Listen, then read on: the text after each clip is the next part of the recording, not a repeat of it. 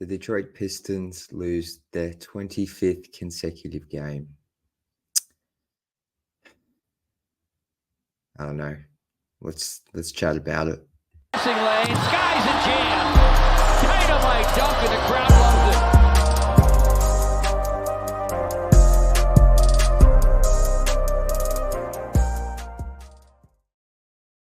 Welcome back to Pistons Intellect. I'm your host, Jack Kelly. You can follow me on Twitter at Jack_Kelly_313. And today we are going to recap and discuss the Pistons' 25th consecutive loss tonight to a significantly undermanned Utah Jazz team. Pistons lose 111-119. And yeah, man, I've been the past week. You'll probably notice I haven't done recaps of the past 3 games. That's because I've had family events on for Christmas and I've had a lot going on with work. So I just, with the way this team, but prior tonight, just with the way this team was going, like it was just I just haven't had the time to like sit down and record. So today, finally, after like a week, I had the time to kind of watch the game, and obviously I'm recording now, and I'm devastated, man. Like I am devastated. You can probably hear in my voice, like I'm like watching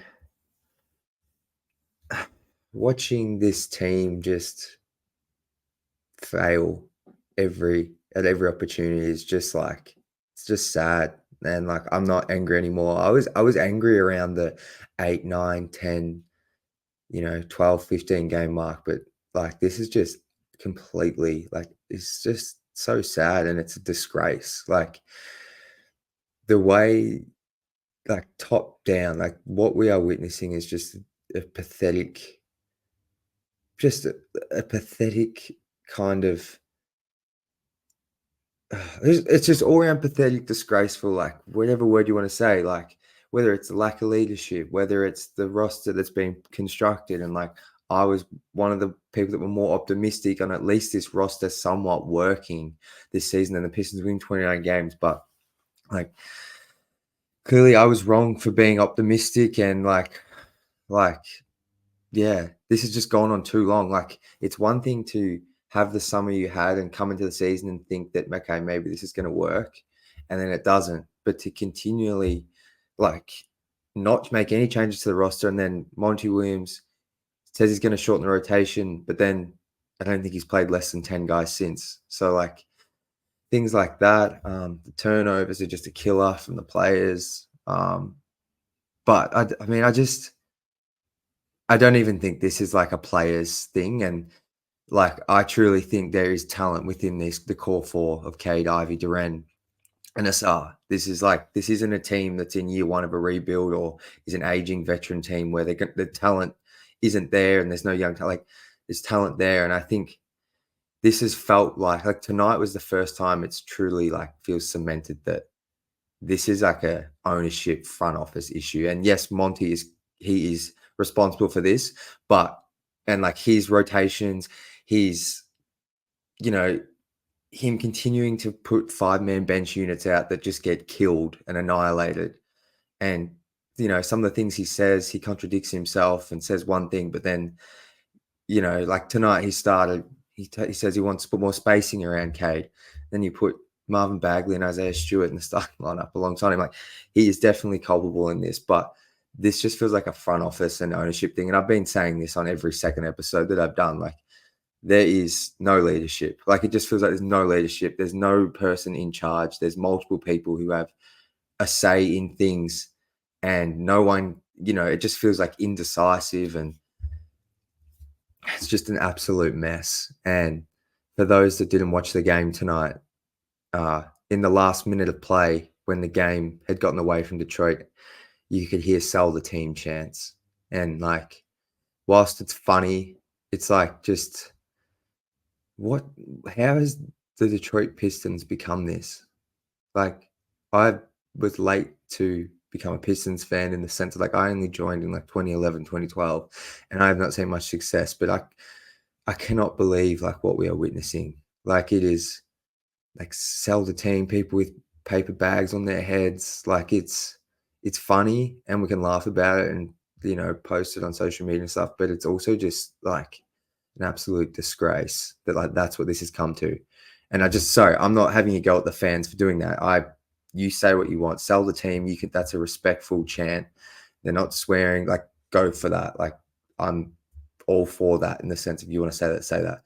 But yeah, I'm talking about this franchise, just the way it's operating and like in terms of on-court performance, is just there's no words for how bad this is. Like I've never seen the Pistons get this much national media attention, and it's only the pressure's gonna keep building and building. I mean, I just want to reiterate, like this Utah Jazz team, this is their third game in 4 nights. They played in Cleveland last night. This is the second night of a back-to-back. They're without Larry Markkinen, their all-star. They were without Keontae George, a good young guard. They're out Jordan Clarkson, a veteran scorer. Like they put out an injury report and it was like you couldn't even fit it on your phone screen. It was that big looking at it on Twitter. And the Pistons still lost. And they were up in this one a little bit, got down by like 15, got back, and then ultimately turnovers, but the lack of confidence and just it feels like they've forgotten how to win. Like teams just all they have to do is hit the Pistons with 2 runs and they'll win because the Pistons, they might come back once, but they can't. Like the mental fortitude of this team is so low right now and they can't. I mean, I don't know what the relationship right now between players and coaches, but I can't imagine there's a whole heap of trust just in the sense of on-court performance because, yeah, nothing works. And I mean, watching Jaden Ivey and Cade Cunningham barrel into the paint time after time with like 3 or 4 defenders in and around the key was just. I was in on the Stuart the 4 thing start of the season, but I said probably 2 weeks ago, like he needs to go to the bench, and I don't get it. And that's a Troy Weaver thing. That's where this is coming from, and yeah, that's the 2 bigs. The Troy thing, he tried to force it on Dwayne Casey, and yeah, it's just it's madness at this point, and like. I don't know, man. Go check my Twitter. You've probably seen it by now. That's everywhere. The final kind of scene as Blaha's wrapping up the game. It shows Cade walking off the court and he looked like he was about to cry. Like, because it's just, you can tell, like, he's been playing extremely well the past 10 games. And I've been on Cade. I've been hard on Cade at times in these recaps throughout this losing streak. But his past 5 to 10 games, he scored a career high 42 or 43 the other night, 28 tonight, 10 assists, relatively good efficiency. Yes, the turnovers were there tonight, but they've been down. I don't know, man. Just sad, like, to see the players going through this. And I'm not bailing out the players, but I think the reason I have sympathy for the players, and to a lot lesser extent, but I have some bit of slither of sympathy for the coaching staff, is because they are fronting up and they are saying things and they have to face the media and talk about the decisions they make, the bad decisions they make on court. But the reason I have no sympathy for the franchise and for the front office and I label it as a disgrace is because we don't hear from them. We've heard nothing. And it's just like, this team is not just a bad team. Like this team is like, I think it just is the worst team of all time. Like that Sixers team that holds that record was not trying to win. The Pistons are trying to win. And that's why this is just utterly like a clusterfuck, because they are trying to win games. Troy Weaver said at media day, we want to be competitive in all 82 games. Like that was the expectation. And man, like if they were even like, that sounds ridiculous now with what we've seen. Like he set the bar that low, like just to be competitive in 82 games was the goal. Like the bar was low as can be. And to be sitting here at 2-26 is with your franchise player looking broken. I mean, Jaden Ivey, like, yes, he had like 5 turnovers, but like him and K tonight combined 52 points, 17 assists, like shoot 50% between them from the field. Like when you combine their field goal, like it's just watching him barrel into the paint. And yes, he can be erratic at times, but man, like it ain't easy for those two. And yeah, I mean, Asar Thompson, 19 minutes tonight, 3 of 3, 7 points. Like he had a couple of really bad turnovers, but like just, yeah, teams let down by their veterans. Bojan Bogdanovic, 8 points tonight, 3 of 12 shooting. Like Alec Burks feels like has just lost his mojo completely since coming back from injury. Isaiah Livers looks like a shell of whatever he was before. I still like Marcus Sasser. I just think, unfortunately, right now it's tough for him. He's a rookie. I know he's older, but yeah, like why play 10 guys tonight? And just I'm kind of out of answers. All I know is like we have to hear something in this 24 hours. And Nerlens Noel, who played for the Pistons last season, Bleacher Report posted sort of Cade's post-game interview, just citing how the Pistons have lost 25 straight. Nerlens Noel commented on it saying something along the lines of, the players are good. I'm just pulling it up now, 1 second. Nerlens Noel commented, good group of players. The front office and coaches was hurting them boys last year. No BS. And for those that might be able to read between the lines or aren't as connected to the Pistons, plugged in and watch as much and consume news, basically, I feel like he's referring to the front office kind of wanting this team to play a certain way with the two bigs, and coaching staff kind of leaning into doing that, and the players suffering as a result in terms of their development. And yeah, like that just feels like the first thing. I know Nerlens Noel is probably, I think he's out of the league at the moment. Like he's just a player. He's from the player's perspective, but for him to comment that, like I'm not fully aware how this works with like being free agents and player manager, but that's probably not the best thing to be doing as a free agent in the NBA. Is kind of bad mouthing another front office if you're trying to get back into the league. So for him to do that shows you how bad this is. If like it's, players don't just do that if they're out of the league or there's someone trying to get back in the league. Like, he's probably in doing that burnt some kind of bridge. And James Edwards, The Athletic, detailed a really good article just saying the Pistons fans, we don't deserve this. And I don't want to ruin the piece.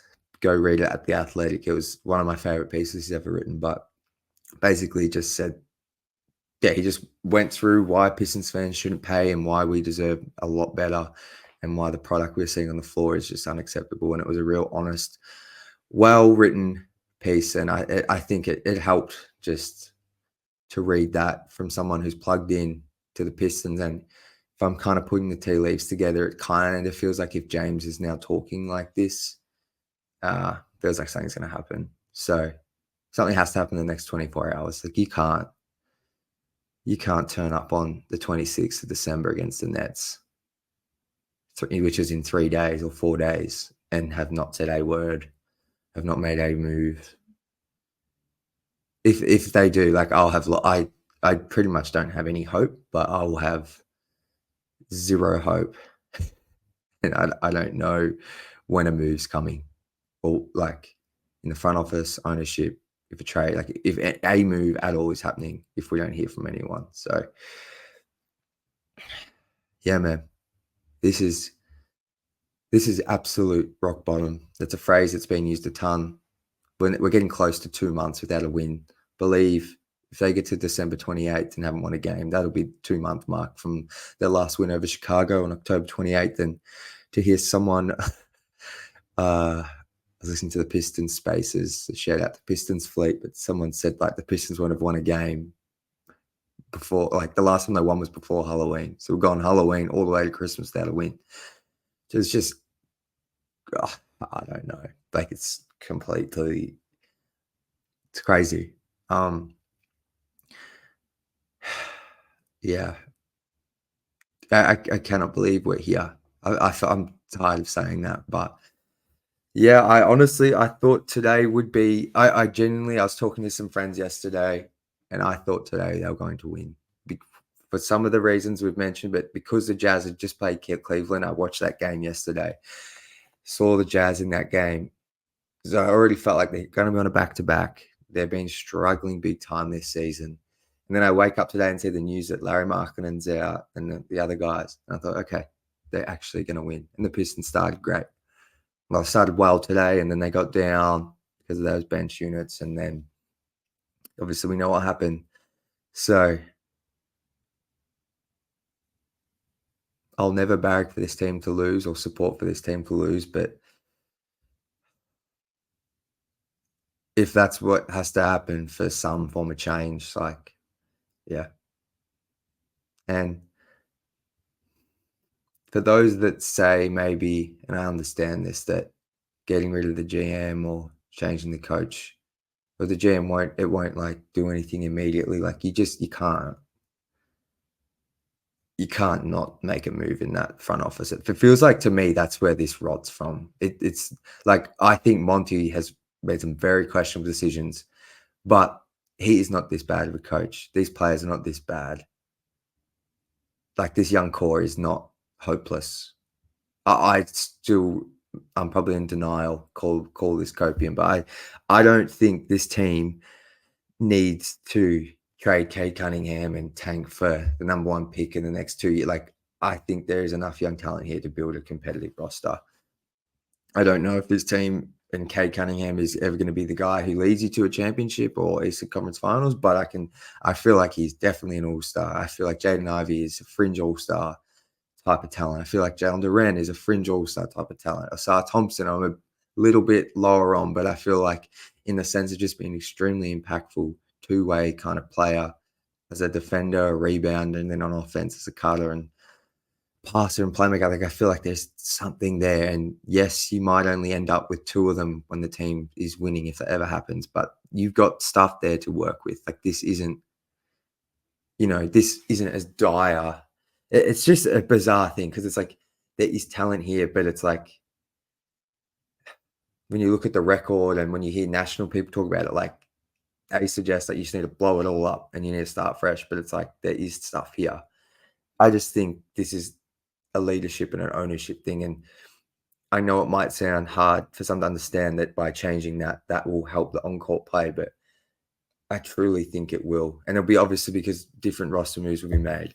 But yeah, I think that's the problem. And that feels like that's what's been the problem the last 15 years or whatever it was when the Pistons last won a playoff game in 09 or 08. Like I guess I'll just end it here. Like we are not talking about a team that's, coming off of some form of playoff success or, had some good years 5 years ago. Like this is a 15-year kind of span that this franchise has just been utterly irrelevant. Like, and this was meant to be the year they try and claim back some relevance and, show that they have this young, promising team, but it has backfired immensely. And yeah, it's just sad. It's absolutely sad to watch. Like, just just the fans in the arena.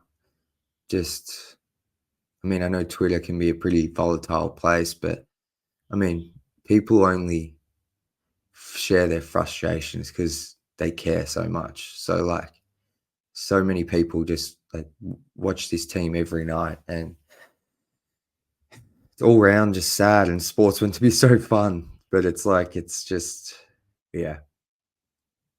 I, I'm gonna finish on this and like I don't pray. I'm not kind of a faithful man in that sense, but I'm giving the Pistons 24 hours to do something, or else I'll have lost. Like, I'll be like, there's no threat here even. I'll just be even more like, I don't even know what's gonna happen to me. But if something doesn't happen in 24 hours, like, yeah, it'll just absolutely, completely, 1000% cement that this franchise is a joke. And I honestly should probably look elsewhere and try and like find another team to support, because it's just like, if you can't make change following tonight, your franchise player looks like he's about to cry. People sitting in the stands with chanting "Sell the team," chanting "Fire Monty," chanting "Fire Troy Weaver," with paper bags on their heads. Like, if you can't make change following this, then why should I even, like, just me personally, like, why should I actually continue to, like, do this to myself? Like, it's just crazy, man. It's utter madness. So I think that'll do it. I think that'll do it.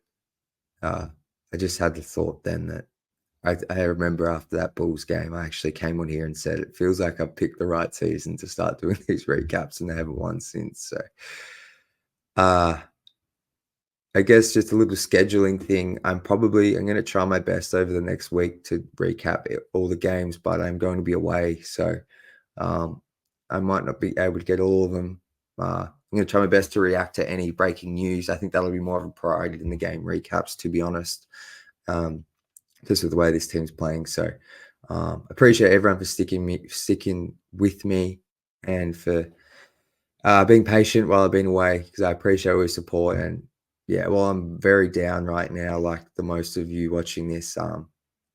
Coming on here and getting the vent and talk to you guys in the comments honestly helps so much, and is part of the reason I do this, is just connecting with fans all over the world. Because yeah, it can be lonely being an international Pistons fan, because there is a lot of us, but like, it's just, in terms of day-to-day life, you don't come across Pistons fans that much, at least where I'm from in Melbourne, Australia. So yeah, I say all that to say, like, I love connecting with all you guys, and yeah, I'm really keen to keep pumping out content. So I appreciate all the support. So till the next video, I have to say it, go Pistons.